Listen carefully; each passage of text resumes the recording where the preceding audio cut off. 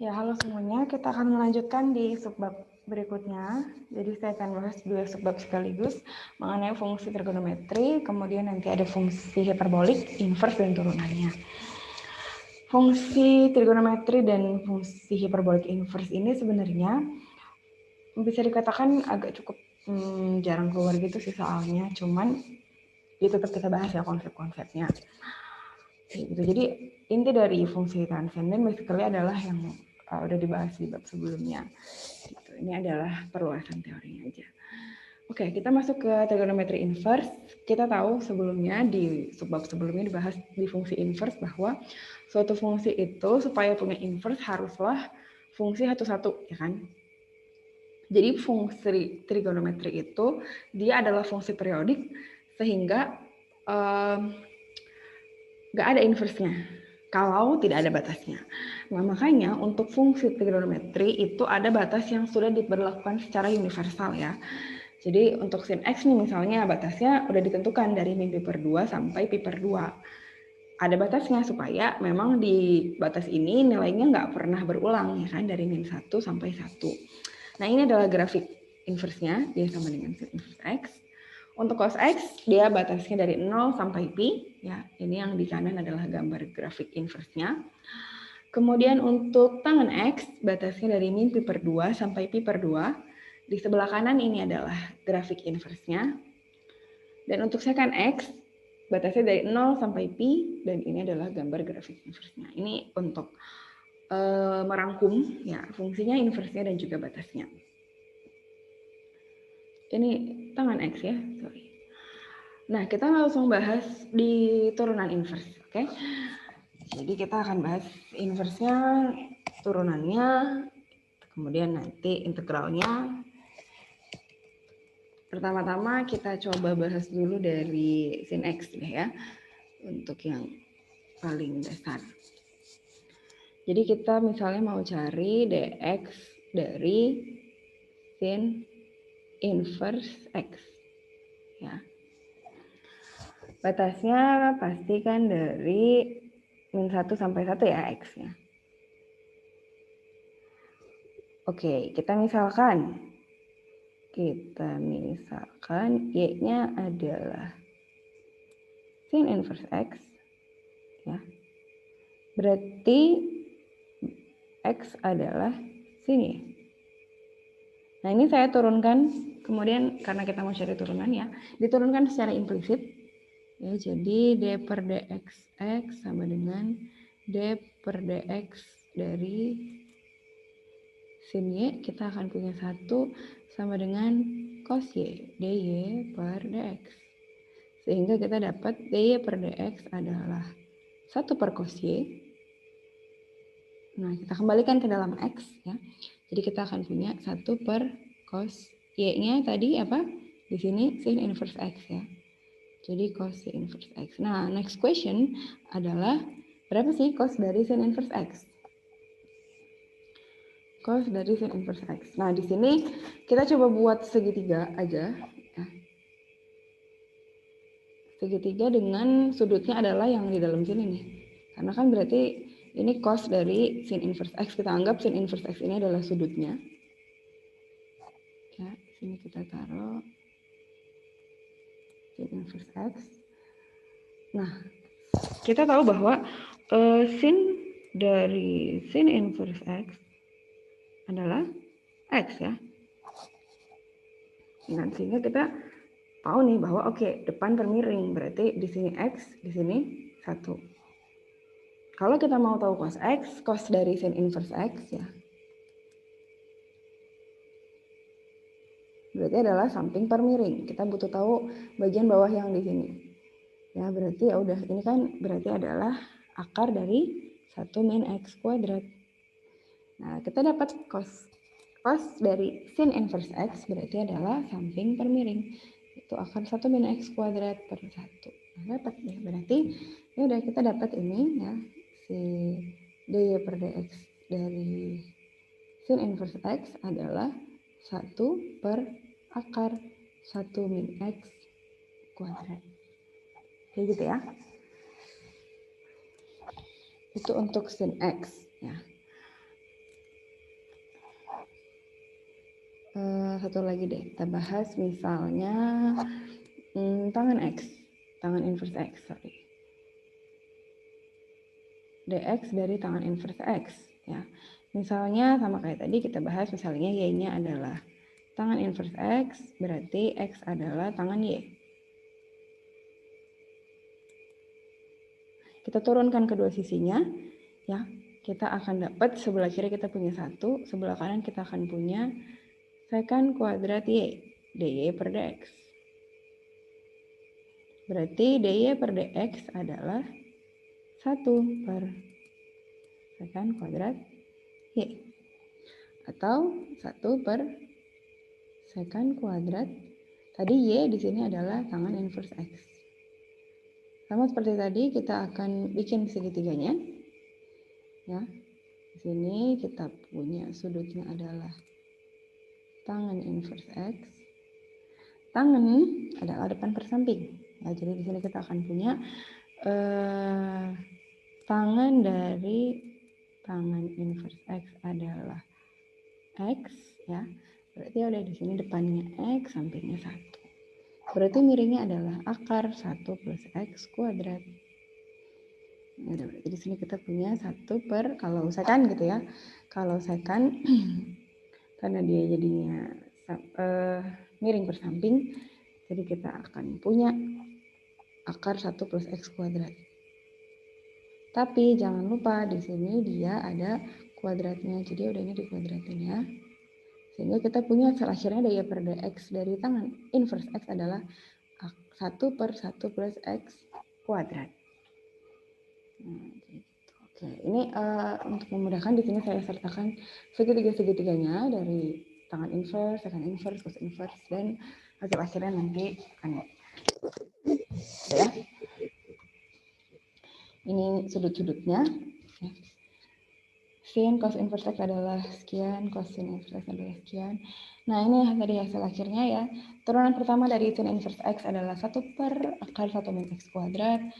Turunan pertama dari cos inverse X adalah min 1 per 1 min X kuadrat. Kemudian turunan pertama dari tangan inverse X adalah 1 per 1 plus X kuadrat. Dan yang terakhir, turunan pertama dari secant inverse X adalah 1 per mutlak X dikalikan dengan akar X kuadrat min 1. Oke, contoh. Tentukan turunan pertama, ya. Yang pertama dari sin inverse 3x kuadrat min 1. Ya udah kita pakai aja yang ada di sini ya. Karena dia adalah 1 per akar 1 min x kuadrat.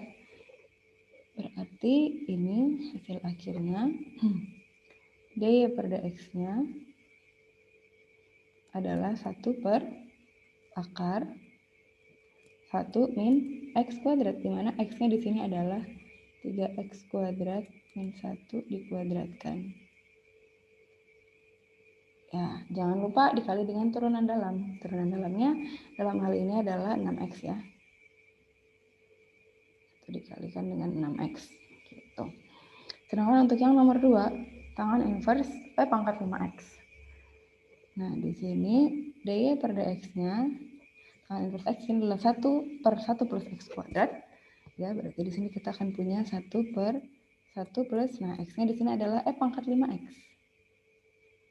Pangkat 5x dikuadratkan. Nah, jangan lupa dikali turunan dalam. Turunan dalam adalah turunan dari pangkat 5x. Pangkat 5x diturunkan. Ingat, bilangan eksponensial diturunin adalah dirinya sendiri. Jadi tetap pangkat 5x tapi dikali dengan turunan dalam, yaitu si pangkatnya ini ya. Jadi jangan lupa di sini ada 5 pangkat 5x. Selesai ya. Cukup mudah untuk menurunkan inverse trigonometri sebenarnya. Nah, berikutnya kita bahas integral dari turunan inverse trigonometri. Jadi kan tadi kita punya turunannya. Nah, berarti kalau diintegralin jadinya inverse trigonometri, benar kan ya? Gitu. Jadi yang tadinya 1 per 1 min x kuadrat diintegralin ya dia akan jadi sin inverse gitu ya. Kemudian 1 per 1 plus x kuadrat dia akan jadi tangan inverse. Dan begitu juga untuk yang secant inverse.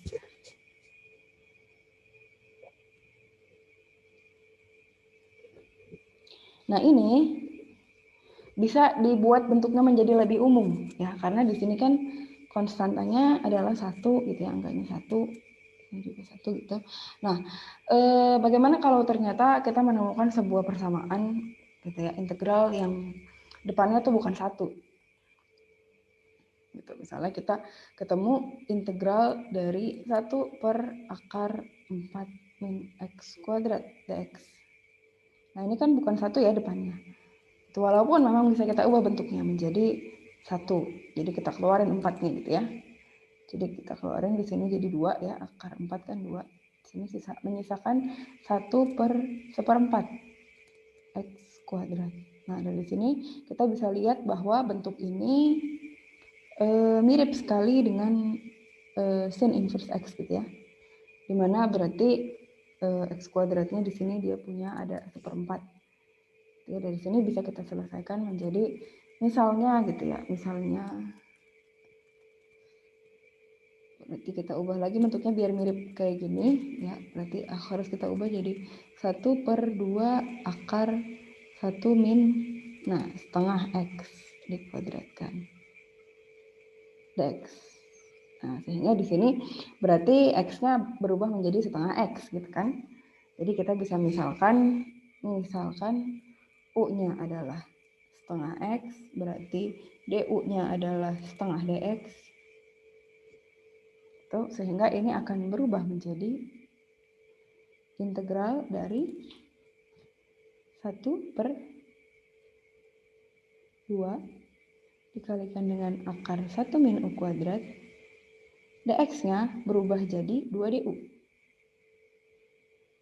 2 du bisa dicoret. Nah, ini menyisakan integral dari du per akar 1 min u kuadrat. Nah, ini udah jelas, ini adalah bentuk yang di nomor 1 ini.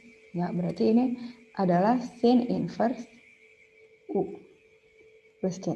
Tinggal dibalikin u-nya ya, tadi u-nya adalah setengah x, berarti ini adalah sin inverse setengah x plus c gitu. Nah, tapi tadi kita harus ngubah bentuknya dulu kan, gitu. Kita harus ngubah bentuknya. Nah, sedangkan di sini di persamaan yang di sebelah kanan yang di kotak merah ini, itu dia udah dalam bentuk umum bahwa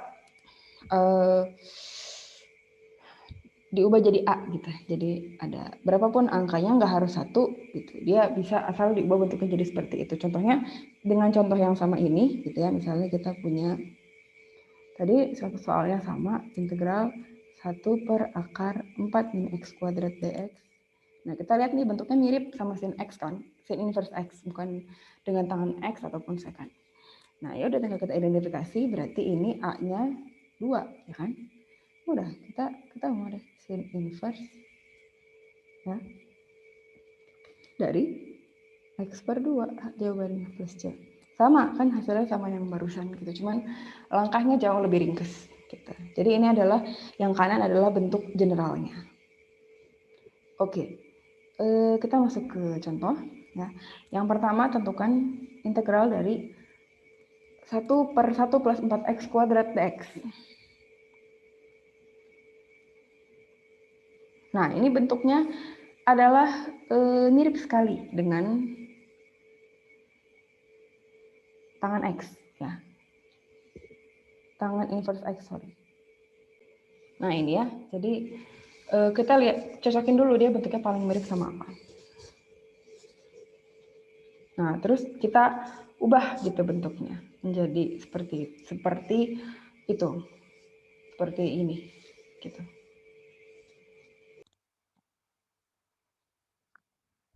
Nah, jadi kita ubah dia bentuknya ya, jadi mirip tadi kan a kuadrat plus x kuadrat gitu ya. Jadi x-nya kita buat menjadi sendiri aja. Kalau dia muncul lagi. Nah.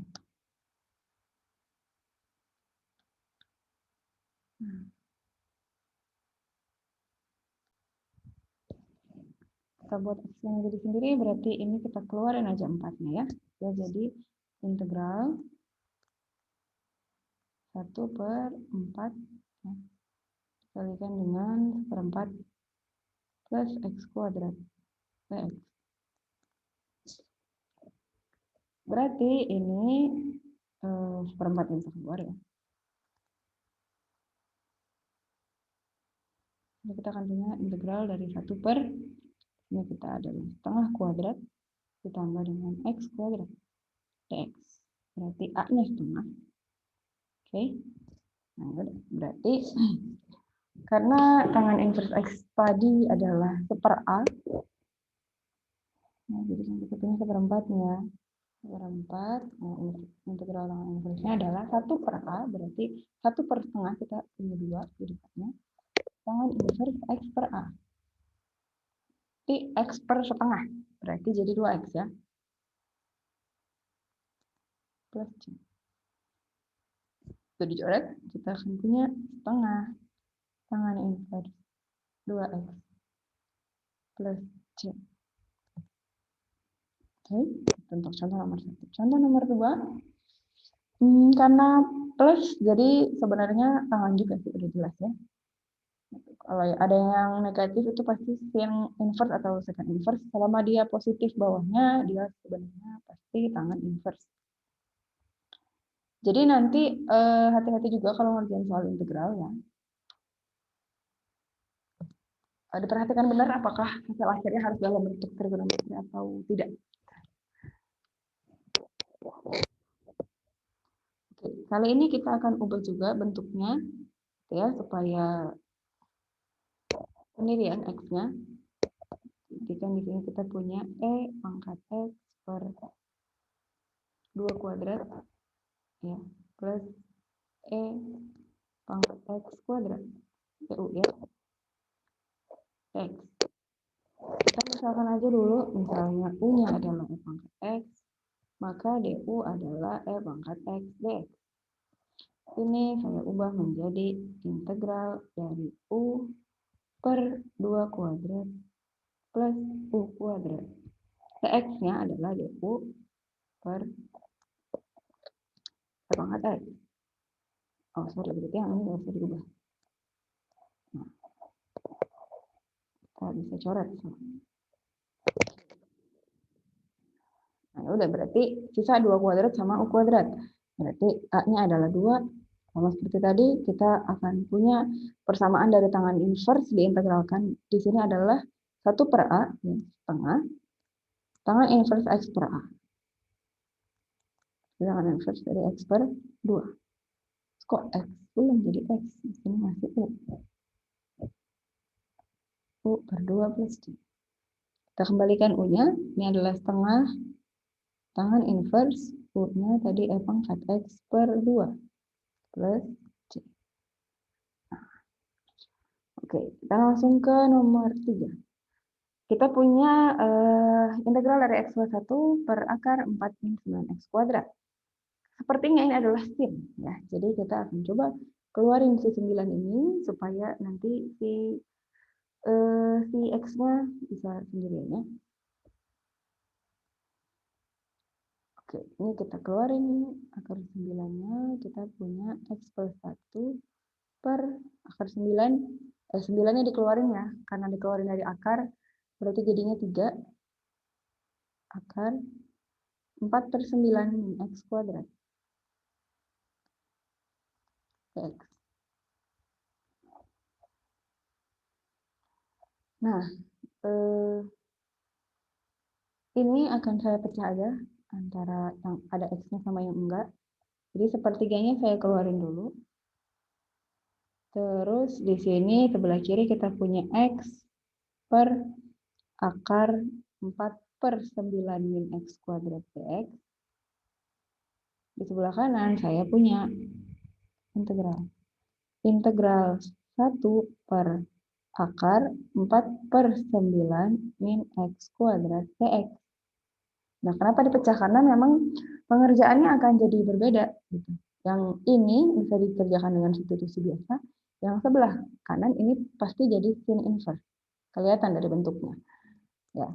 Jadi untuk yang sebelah kanan kita langsung misalin aja. Misalnya U-nya adalah 4 per 9 min X kuadrat. Maka DU adalah min 2X dx. Ya, sedangkan untuk yang sebelah kanan, di sini berarti A-nya adalah 2/3 ya kan? Itu karena bentuknya adalah A kuadrat dan X kuadrat. Nah, udah. Berarti di sini kita akan punya untuk yang sebelah kiri kan dia jadi sepertiga. Nah, karena udah pakai U jadi kita bisa X per akar U. dx-nya berubah jadi du per min 2x. Itu kita coret ya x-nya. Jadi integral dari seper akar U. Yang sebelah kanan berarti sudah fix berubah menjadi sin inverse dari x per A. Nah, karena A-nya 2/3, berarti di sini kita akan punya 3/2x. Ya. Oke, dengan integral dari akar U, berarti ya udah sepertiga. Akar U diintegralin jadi U pangkat min akar U ya, jadi min akar U. Per akar U soalnya itu. Min akar U plus sin inverse dari 3/2x. Jangan lupa plus 3. Plus C-nya ditaruh di mana? Di akhir aja. Udah deh, ini kita balikin si akar U-nya. Jadi min tadi U-nya berapa? U-nya ini ya, 4/9 min X kuadrat. Min akar 4/9 min X kuadrat plus sin inverse 3/2x plus C ya. Nah, jadi pandai-pandai dilihat aja kira-kira mana yang bisa jadi trigonometri, mana yang sebenarnya bisa dikerjakan dengan solusi biasa ya. Oke, trigonometri selesai sampai di sini. Kita langsung masuk aja ke hiperbolik ya. Ini cepat sih. Karena akan dibahas secara general aja dan umum. Ilustrasinya gini.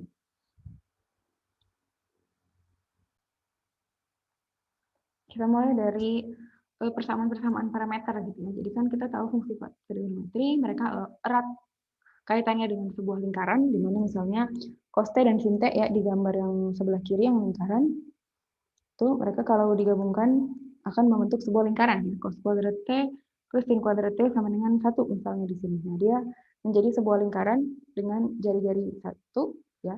Di mana T-nya di sini adalah sebuah parameter. Nah, begitu juga dengan sebuah parabola yang di sebelah kanan gitu ya. Dia adalah sebuah fungsi yang parameter. Cuman bedanya di sini yang sebelah kiri jelas dia bentuknya menjadi sebuah bola. Nah, yang di sini kita lihat baik-baik, ini adalah cos hiperbola dan juga sin hiperbola. Nah, jadi hiperbola bedanya sama trigonometri biasa, dia ada h-nya gitu. Jadi cos h dan sin h gitu. Nah, jadi di sini menggambarkan sebuah grafik dari fungsi-fungsi hiperbolik. Hiperbolik ini sebenarnya karena kita mempelajari fungsi logaritma dan eksponensial ya dari awal, hiperbolik basically adalah kombinasi dari fungsi-fungsi eksponen. Coba kita lihat definisinya ya. Definisi dari fungsi hiperbolik. Oh, ini masih ilustrasi ya. Grafik-grafik dari sin, kosinus, tangen, dan secant hiperbolik. Nah, ini definisinya. Sin hiperbolik X adalah fungsi yang didefinisikan oleh E pangkat X min E pangkat min X per 2. Ya, cos H pangkat X juga. Nah, ya, ini fungsi-fungsi. Ya, gitu. Nah, dan fungsi identitas khususnya yang dipelajari cukup satu aja, yaitu di sini cos H kuadrat X yang paling bawah ya, min sin H kuadrat X sama dengan 1. Ya. Jadi yang paling khusus perlu diingat sebenarnya adalah dua fungsi yang di atas ini, karena sisanya adalah turunan ya, ini turunan yang basically sama seperti fungsi trigonometri umum, cuman bedanya di sini ya ada hiperboliknya, tapi tetap tangan adalah sin per cos, kotangan adalah cos per sin gitu ya.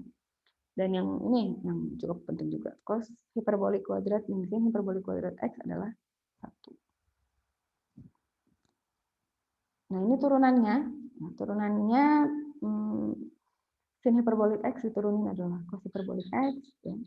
Cos hiperbolik X diturunin jadi sin hiperbolik X. Ini didapatkan dari menurunkan si definisi awalnya tadi ya. Kan kita tahu sin hiperbolik X tadi adalah E pangkat X min E pangkat min X per 2. Nah, ini kalau diturunin ya dia akan menjadi E pangkat X plus E pangkat min X per 2. which is ini adalah cos hiperbolik X. Gitu. Nah, nanti dengan teknik yang sama, turunan dari cos hiperbolik X adalah sin hiperbolik X. Gitu. Nah, contoh, tentukan turunan dari tangan hiperbolik sin X. Nah, udah. Tangan hiperbolik sin X di sini kan adalah turunan dari tangan X adalah secant hiperbolik. Jadi kita akan punya secant hiperbolik kuadrat dari sin X, dan jangan lupa turunan dalamnya yaitu turunan dari sin X. Nah, kita akan punya hasil akhirnya cos X dikalikan dengan secant hiperbolik kuadrat dari sin X. Oke, berikutnya ini saya bahas benar-benar cepat aja. Kita punya inverse-nya dari fungsi hiperbolik. Ya.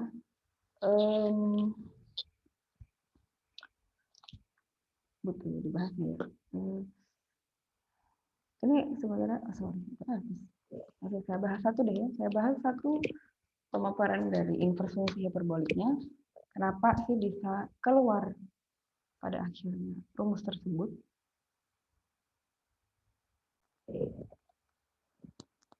Saya bahas satu ya, inverse fungsi hiperbolik turunannya ya, turunan dari fungsi hiperbolik. Nah,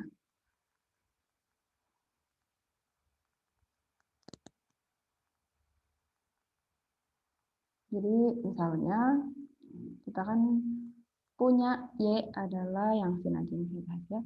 Y-nya adalah sin H hiperbolik X. Nah, di mana ini adalah E pangkat X min E pangkat min X per 2. Ya. Nah, ini pertama-tama akan saya kali kedua sisinya dengan, kalau kita mau tahu inverse-nya kan harus jadi persamaan X sama dengan gitu ya, X sama dengan. Nah, berarti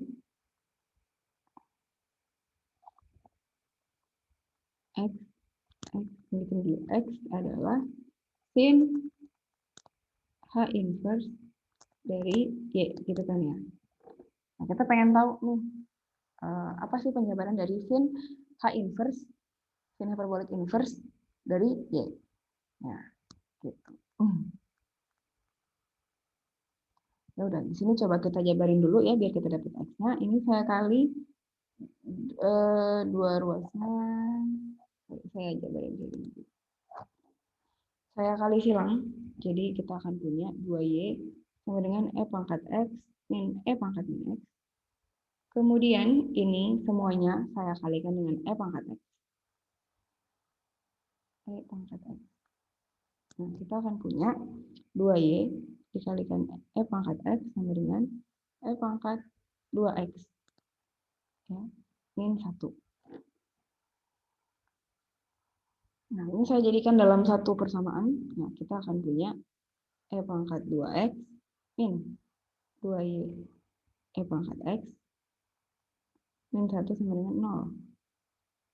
0. Nah, terus saya misalkan nih, misal U-nya adalah E pangkat X.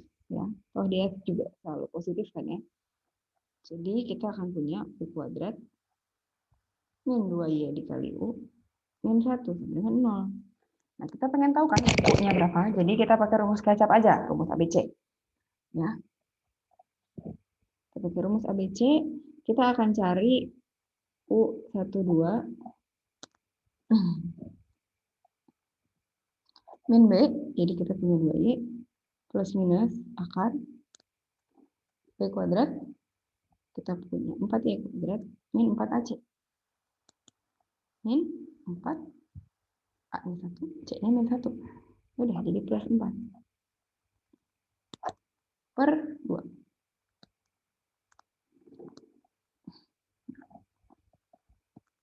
Oke. Nah, karena tadi E pangkat X ini adalah selalu positif, kita ambil aja yang selalu positif. Ya, jadi yang nggak positif dicuekin aja. Ini kan berarti kita akan punya 2Y plus 2-nya dikeluarin aja. Ini Y kuadrat plus 1. Ini kita punya per 2. Nah, kita dicoret. Nah, jadi Y plus akar Y kuadrat plus 1. Nah, ini adalah U12. Kan? U1, ya U lah gitu intinya U. Nah, maka berarti ya udah ketemu kan? Gitu. Tadi kan U-nya pada dasarnya adalah U-nya adalah E pangkat X. Ya udah berarti E pangkat X sama dengan Y plus akar Y kuadrat plus 1. Nah, ini ingat-ingat lagi hubungan X dan juga len E. Ya, berarti kita akan punya di sini X-nya adalah len dari Y plus akar Y kuadrat plus 1. Nah, kita dapat D inverse dari fungsi hiperbola. Ya, gitu. Dimana Y-nya tadi adalah sin HX dan X-nya tadi adalah inverse-nya dari sin hiperbola. Ya. Kita dapat nih X adalah len Y plus akar Y kuadrat plus 1. Nah, nanti untuk yang cos hiperbola, tangan hiperbola, secant hiperbola itu didapatkan dengan exactly the same way, cuma nanti ya beda. Ya, nah ini inverse fungsi hiperbolik, dia dapat sin hiperbolik inverse X, berarti adalah len X plus X akar X kuadrat plus 1 ya, tadi sama, cuma tadi kan persamaannya variabelnya Y ya, di sini kan kita ubah dalam X. Nanti yang ini kalau mau dicari pembuktiannya silahkan, tapi ya kalau nggak juga nggak apa-apa. Oke, selesai sampai di sini untuk hiperbolik dan juga trigonometri. Mudah-mudahan bisa dimengerti, pelan-pelan aja dimengerti, nggak apa-apa. Assalamualaikum warahmatullahi wabarakatuh.